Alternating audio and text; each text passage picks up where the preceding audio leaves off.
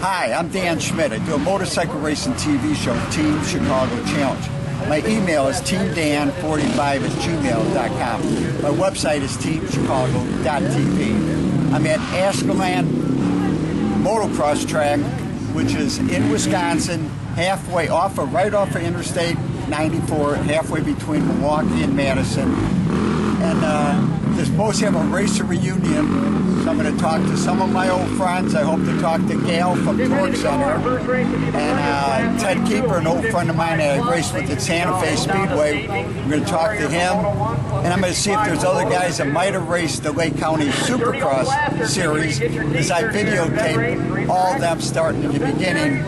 Besides, and maybe I'm hoping Tom Dimmer shows up, and maybe we'll talk about the ice racing at the Sunset Tavern. So this should be a pretty good show, and I hope you enjoy it. I might shoot some of the action too. And don't forget my email, teamdan45@gmail.com. First, let's take a look at a couple of the motorcycles that a couple of riders brought with. This is a 1970 Ossa Stiletto, the motocross bike, 250cc. Now, I got into motorcycle racing in 1970. Dick Mann won the National at Santa Fe Speedway, the short track National, with an Ossa in '69, but I was not there. Robert E. Lee won the National at Santa Fe Speedway in 1970, and I saw that. Ace Cycle World was a dealer for Ossa motorcycles, so I had a good interest in Ossa motorcycles because I intended to get my professional license, and back then you had to race a 250 as a professional novice. Another bike that showed up was this 1975 Puch 125.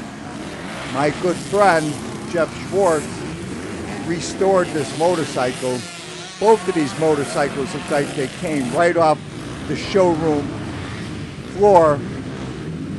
The Puch was made in Austria, 125, great looking bike. But let's first talk to Scott Cline, and he's going to tell us about his Ossa motorcycle 250 Stiletto.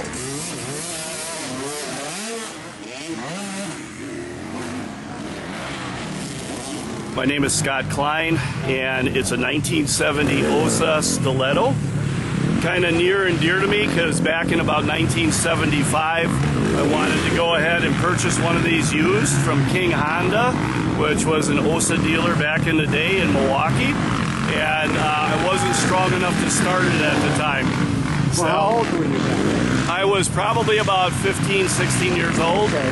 And the kickstart's on the other side of the bike. Right. Not typical. And it was a 250. I was riding a 125. So I just wasn't strong enough to start it. And anyway, I had an opportunity to buy this bike about 4 years ago. It was purchased from a gentleman who bought it. He was the original owner. And his idea, he was in Chicago area, his idea is that he was going to go ahead and take this bike to Michigan and ride in the dunes. Well, shortly after he bought it, he was he had a job offer in New York. So he took the bike apart, he put it in boxes, and it stayed with him his whole life. And when he was about 74 years old, I believe, he put the bike back together to sell it. And so it's all original. They just cleaned it up a little bit with some things. It's a running bike, as you heard when I pulled up. So really a nice piece to have. It's got some sentimental value to me because of back in the day when I tried to buy one. And it's very nice when you can buy something that's original. Okay, let me tell my story. Okay. All right, so I started racing in 1970. I had a 650 Triumph that I scrambled. So I ran Millburg Speedway and I ran Sycamore Speedway. And then I got my pro license in 72. Well, then to be a pro, you need a 250 because novices could only ride 250s. Okay. And Santa Fe Speedway ran every Wednesday night a professional race. So I bought a TT Scrambler which is just the opposite color. The TT Scrambler was orange with white. The Stiletto was white with orange. Okay.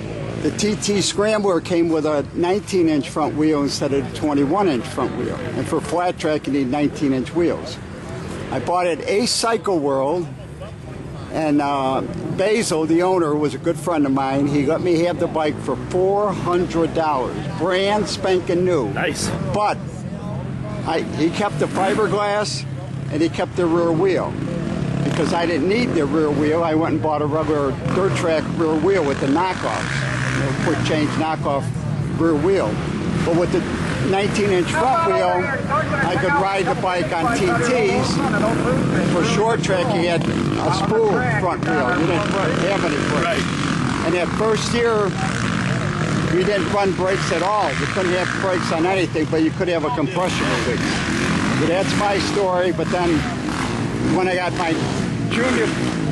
my junior license, then I had my Triumph. I raced the 750 Triumph, and I sold that first Ossa. And then I did build another Ossa with a Star Racer frame. Maybe I'll show pictures of these different bikes. But this They're is a neat bike. I also have an SDR that is street legal, and I use that on fire roads in northern Wisconsin. It's my understanding this bike is completely original. If you look at the tires say made in Spain, Really? because back then they had to be made in Spain. Right. So original tires, original paint, everything. And what I was told is the seat is actually genuine leather, and the pinstriping on here was done at the factory freehand. right. Back in the day. And so original pinstriping, original everything with the bike. So, you know, very, very excited to own it and so forth. My first racing was in 1974, and the first track I came to was Aztalan. Oh, really? Yeah. Good. And I raced from 74 till about 81. And what did you race? My first bike was a 74 Elsinore 125. Which was a great bike. Yeah, which I couldn't have got lucky. And I was talking to somebody earlier, you know, you were at the luck of the draw with how good the bikes were each year. So I raced on that for a couple of years, then I went to 250, and I ran in 250A, and I raced for Madison Suzuki, got some help from them a little bit, and I was on a 76 RM for the next 3 or 4 years with their bikes. So I was fortunate. I was a young kid, my dad took me around and I could race. Yeah, like a lot of other kids at today. So it was fun. It was a fun time. So. Thank you, Scott. Now here's a picture of me racing at Santa Fe Speedway 1972 on the Ossa TT Scrambler. I probably should have bought the DMR Dickman replica because it was a better short track bike. Here I'm racing the TT at Santa Fe Speedway. You can see I'm using the Ossa stock front wheel with a brake, 19-inch wheel in the front. Here's a picture of me racing in Oklahoma City on a half mile. The AMA then changed the rules for short track racing and novices, and we could race 360cc motorcycles, and I built the Yamaha. In 1977, the rules were changed back to 250, so I built a Star Racer frame that I got from Neil King with the 250 Ossa engine.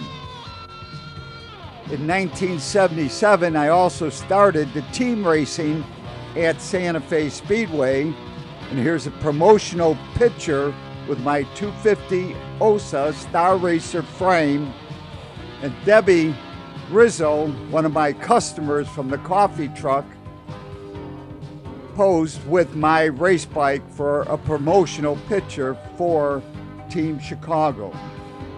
And here I'm racing the Ossa on the ice at the Mineola Hotel with the Star Racer frame.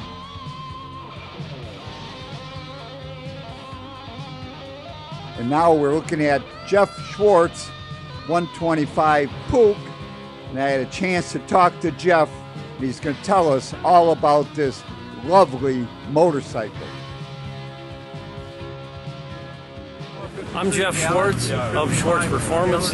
What I've got here is my 1975 Puch 125 motocross bike. I bought the identical bike brand new in the fall of 1974 from Gerhard Gettel at Gettel Motors in Lakemore, Illinois. And So do you remember how much you paid? it was $1,050 out the door. Okay. I ended up racing it at the first race at Maplehurst in October. I had never owned a motorcycle prior to this, so it was my first bike. I trail rode with buddies. We had a few makeshift tracks that we did some riding on, and I thought I was pretty good, so I thought, well, I'm going to sign up and race. So I went to Maplehurst. So that was the first one, and what year was that? It was 1974. It was in October of 1974. Okay. The Slowpokes Motocross Club had always had races at Elkhorn. Right. And Elkhorn closed, and they had to find another venue. So they ended up finding this place called Maplehurst on Wilmot Road and roughly Which Highway was next to the 173. gravel yard. Which was next to the gravel yard. Yeah, there was a gravel pit there. Right. It was next to the gravel pit. We kind of called it the rock pit, I think. Right, There's lots of right. rocks there. But yeah, I raced there in 1974, the very first race, October, on an identical bike to this. It was muddy, it rained, and it rained all day. It never let up. And I didn't finish last place, I know that. But there was probably only about 5 bikes behind me. But that put that needle in my arm, and I continued to race, and I still race. So, dirt bikes, street bikes, cars, motocross. So, what did you race this here? Did you ever come here with this I bike? did not race here at Aztalan with this bike. Okay. My first time here at Aztalan was 77. Okay. And I raced my YZ250. I ended up actually winning 250B class, and I got 4th in the 125B class in 1977. I probably raced here about 12 times over the course of 77 and 78. I tended to go to more of the District 17 races, so I would go to Byron and Keithsburg and tracks in Southern Illinois and those tracks. So, Right, to get your district points. yeah, for district points. Yes. Right. So, what is something like this worth nowadays?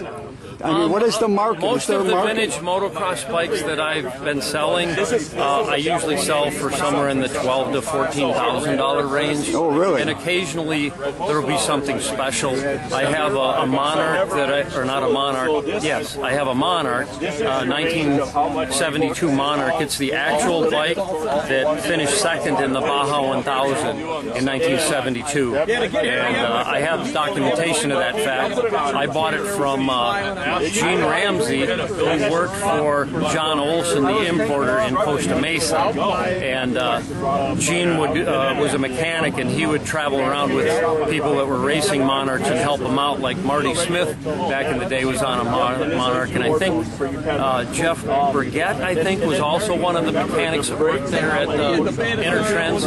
Anyway, I have a Monarch that I'm restoring that was the Baja second place finisher, and that one's going to command a little bit more than what these bikes go for. So there is value in old dirt bikes. Yeah, I think it is, memories to people, car collectors that raced dirt bikes back in the day. A $14,000 fully restored dirt bike is pretty cheap compared to like a $300,000 to $500,000 restoration on a car. Right. A lot of car collectors more recently are starting to collect dirt bikes, which has actually driven the prices up a bit, but it's great to see them being preserved, and I'm glad that I'm able to do my part in restoring these things, and they end up in good hands where they get preserved.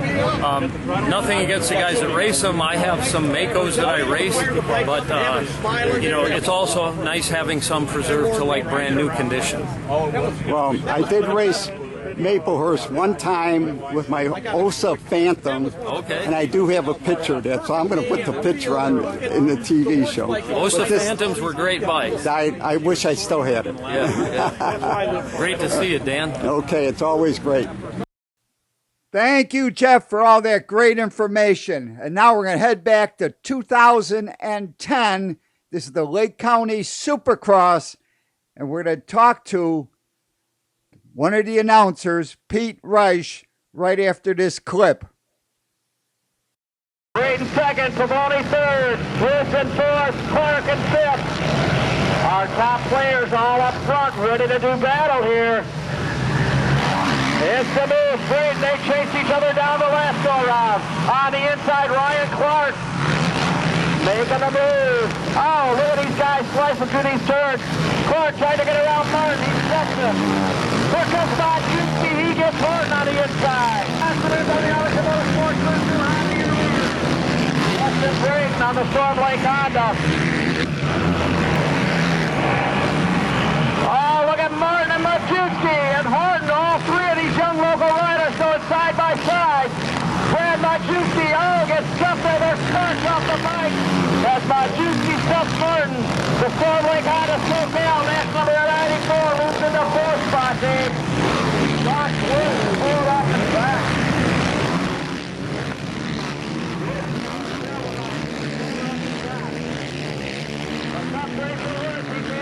Howdy, I'm Pete Reitsch. I'm the Moto Mouth. Been announcing for a long time. Started out down at Byron and kind of expanded. Been doing this event race here at Aztalan for a few years and had a great time doing Lake County SuperCross. It was one of the best ever in Illinois. Well, I was intimately involved with that whole Supercross thing with Bill Sparks, and we got the truck from U.S. Cable back then, and then U.S. Cable became Comcast, but Dave Hendrickson, who was the public access organizer, he rode ice race with me, and then he ended up road racing with me. But we had the production truck, and that's how we could do the 3-camera shoot at the races that they Oh, come. and it was awesome. Bill Sparks was the man. Yeah. He put together a show, and in its prime, it was the best in Illinois. It was like a national arena cross. We had a gate full of pro riders from all over the country. They used to stop in, and the purse was huge. I remember after the races, guys would be looking at their payout and say, I never made this much racing pro before. So they just love Lake County, man. They came year after year, and it grew and grew to be just the premier series in Illinois, and it's really a great time to be part of all that. It was a lot of history being made. And the great thing about Bill Sparks, he knew how to get sponsors. Upfront So he promotions. got a whole bunch of different sponsors to put up the money, and that's where the money That's came how from. it got successful. Yeah, Bill was a super guy to get out there and really work it and get everyone involved. Ted Nielsen Enterprises had a lot to do with sponsoring and helping the events out, but Bill really went above and beyond. He had Rent a Racer where local shops could pay a rider to race for them. So we get these guys from all over the country. They'd make extra money just to wear shop stickers, and I'd call them out there announcing. And we had a killer track too. They really designed as it got on in years, the track came more and more difficult, and pretty soon as it started with kind of a local race with A class, it became a pro-only race with a B support class. Right. And it was, in its time, it was by far the best races in Illinois. It was awesome. That's right. Well, I got some footage from the Supercross, so I'm going to show that now so people can see how great it was. And it was. In its prime, we had some of the best arena cross and national riders all competing here in Northern Illinois. And you also announced at the MegaCross, so I shot some shows. At Mendota MegaCross. We Right. still do that a couple times a month down in Mendota, and that's going real good, man. We get... In fact, the So last how many race, days a week do you work announcing? I'm retired, but I enjoy announcing. So, last MegaCross, we had 394 riders signed up. No. So it was huge. It was the county fair, tri-county fairs in Mendota, and Right. everyone had a great time. So we averaged, a good 200, 300, 400 riders, depending on what's the weekend. Thank you, Pete. And now let's see some of the action from the MegaCross in Mendota, Illinois. Wisconsin riders back out front again. Here they come. Over the big jump. And down the back straight. Last time Cody just launched that bike. We'll see how he does this round. He's pushing it hard, landing out of the flat, man. The kid's just holding it wide open. Martin, your leader on the Benny Motorsports on the Port Yama. Whoa, Cam almost goes down. Hits that switch spot. Kelly at third. Here comes John. John stuffs inside Kelly. Scott Cline moving into third spot. On the Barone Spinal Care. Tom's on racing. Decal West Club 57 Honda. Up front, it's Ross Martin. Cody Cam running in second. Zahn in third. Started in 1969 and running through the early 1970s, the Inter Am international motocross racing came to Lake Geneva Raceway motocross track, and I had a chance to talk to my good friend Ted Keiper, and he was there in 1969. AM races. Now, you were involved. I was. Lake Geneva, The first one, motocross track. 1969, November 3rd or 2nd, one of those 2 days. And you raced in it even though they said you had a pro license. Yeah, well, that's a funny story. Bultaco and the CZ reps knew that I welcomed the racers, so the European riders came a week early and they hung out at my shop before the race. Right. So I got to know Roger DeCoster and some of those other guys. And then they hung around the next week because we had so much fun. They didn't go on to the next race until like Wednesday or Thursday, so they hung around a few more days. So we were just partying every night, except the night before the race. And nobody partied. And you raced in there even though there was. I was a club referee. Right. At Elkhorn, Right. Slowpokes, who was actually putting the race on, but Edison Dye was running the series. So the FIM came in and they took over.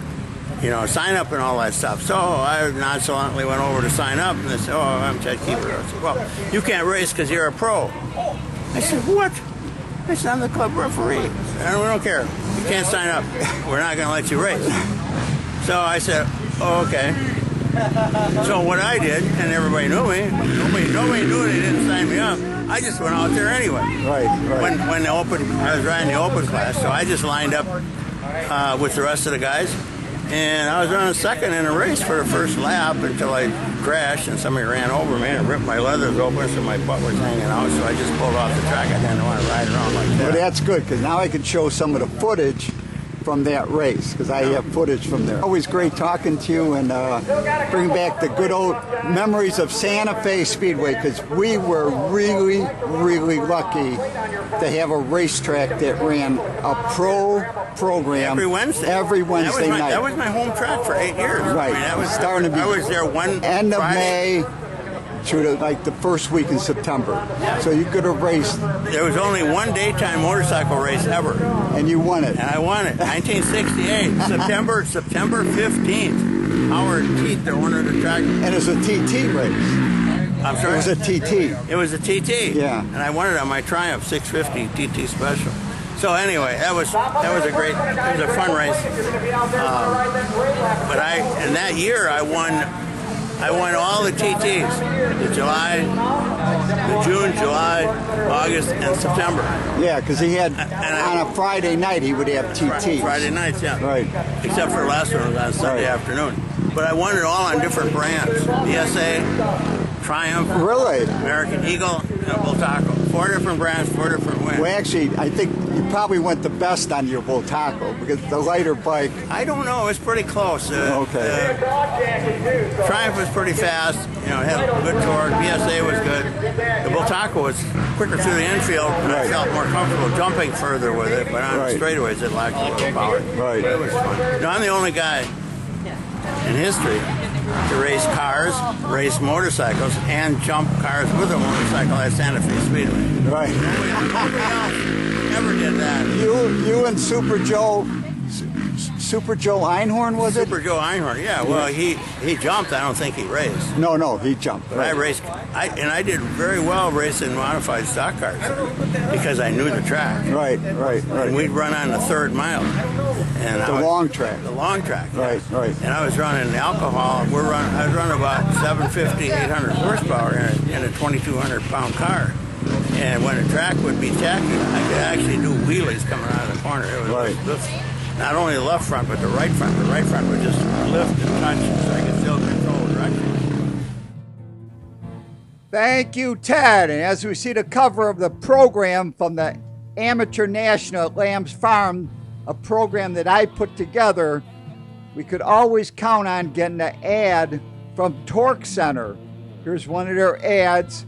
Now, I mentioned I wanted to talk to Gail from Torque Center, but there was so many racers from the past and present that kept talking to Gail and never let me have a word in edgewise. So I did not have a chance to interview Gail from Torque Center, but I hope sometime in the future to travel up to Milwaukee and sit down with Gail and have a conversation.